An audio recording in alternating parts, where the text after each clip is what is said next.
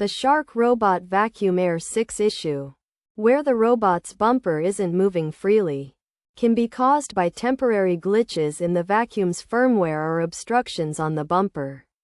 To resolve this, restarting or resetting the vacuum can solve temporary firmware glitches. This can be done by turning off the device, waiting for 2 minutes, and then turning it back on to see if the problem is resolved. If the issue persists, resetting the vacuum to its factory settings can be an option, which can be done through the associated app by navigating to Settings and selecting the factory reset option. Additionally, removing obstructions from the bumper can also resolve the issue.